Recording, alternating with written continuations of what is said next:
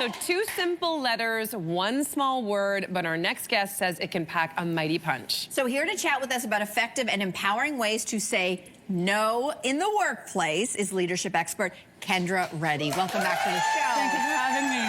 Okay, Kendra, I feel like most of us have gone through the experience of having to say no to something. Why do we fear it so much? Yeah, it does pack a big punch, and we're scared because biologically we're hardwired to fear rejection, criticism, and judgment from others. And then when you take it into the workplace, there's like a hyper focus on teamwork and positivity. So if we say no, it kind of feels like, am I signing my own pink slip here? No isn't the villain. It's an expression of your priorities, your energy, your time, and your values. Okay, that sounds good. So you actually say that a really great way to make work a less important aspect of our lives is by saying no in the workplace. Can you explain that a little bit further? I find that work takes up a huge amount of space in our lives. It tends to be at the center of everything. But then also that space is really filled with urgency, stress, and a lot of overgiving. And so sometimes I think, well, who profits from that?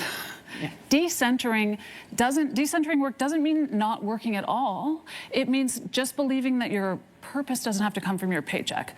So some small ways that you can do that at work is start saying no to like special committees, task forces, anything that's going to consume more of your attention with work. Okay, got it. So how do we say no without crossing boundaries and then still being seen as a team player? Yeah, it's important. It is a fine balance. What you don't want to do is like, no, and then head for the hills, right? Calmly. Listen, I'm not saying no to be a jerk. I just don't want to say yes and then not deliver, right? Ooh, so good line. It's good calm. line. It's a calm response to that. Yeah. Okay. So how do we know when it's okay to say no to a task or a project? I think, you know, again, there's this tendency to just immediately be obedient and say yes. Every company, even the best ones, are going to take everything they can get from you and still want more. So our job is to check in with ourselves before we just respond out of autopilot or just, you know, blind ambition. One of my favorite sayings is, hey, wow, that sounds really important. I need to take a second before I respond. To pause. That's not rejection, it's respect. Yeah. Right? Yeah, good point. There's so much to weigh up. The ask may sound so small, but you have to think, is this a one-time ask or is it a whole new responsibility for my job? Is it going to overwhelm me? Is it going to grow me? Am I being asked because I'm the best person or just because no one else wants to do this? Is it really that urgent? Do I even want to? Am I excited about this? It's fair and professional for you to be able to ask those questions to your manager because you need to know what the trade-offs and the payoffs are before you commit. These are great tips, Kendra. Thank okay, so you. we want to put them into use. So we're going to run through a couple of scenarios so we can learn how to navigate sticky situations at work in the most effective way possible, starting with this picture, okay?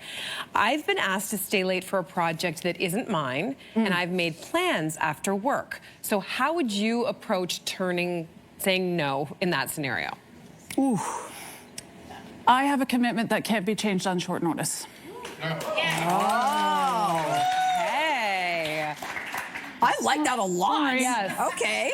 Okay, here's the next scenario. My coworker has been taking a lot of time off. She and I work very closely together, and I am finding that I'm having to pick up a lot of slack. How can I approach saying no to constantly covering for her? Ooh, this is tricky. It's a bit dicey. If you're friends with her, first I'd say maybe have a conversation with her, but to management I would say, hey, listen, I notice I'm being asked to cover for so-and-so a lot. That's not sustainable long-term, so I'm curious, what's the plan? Good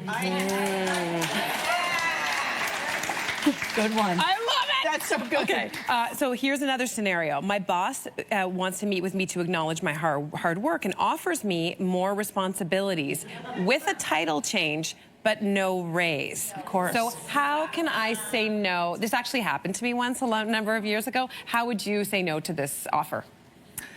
I would say, wow, thank you. I deserve that. And I have some questions and concerns. Let's talk. Okay. You know what I want to know?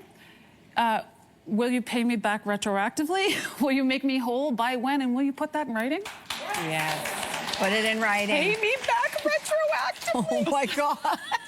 She's like, that's hilarious, but that's also the truth. It's the truth. Okay, next one. I've been working from home since the pandemic, but now I'm being asked to come back to the office. I feel strongly that my work can be done from home. Oh my God, this is like a lot of people's scenario right now. How would you approach this discussion? I have two. Semi-spicy, really spicy. You know, my current setup at home really lets me perform at my highest level, and I'd love to continue things how they are. Okay. Spicier? Spicier. You know, I do value the team, and I do value the office environment, but at this point, I'm not open to returning. Wow. Okay. I've been invited out after work with a few of my coworkers, but this is me. I just want to go home and lay on my couch. How can I approach my no without ruffling any feathers or damaging my relationships with my coworkers? I'm a no for tonight, but have a blast, and I'll be there next time. Except that I won't. Okay, I requested 2 consecutive weeks off work, and I'm being told I'm only allowed to take 1. So how would you say no, I guess because I want the 2 weeks? This is why I quit my job, by the way.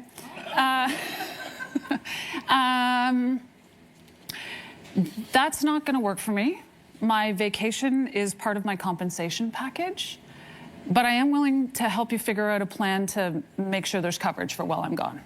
Okay. Such empowered ideas. Calm, steady, direct, to the point, empowering. And empowering. Kendra, I think a lot of people are going to PVR this segment and then write it all down. This is so empowering. Thank you so much. Great advice. Okay. Rewind. We know you will be. We'll take a break. We'll be back right after this.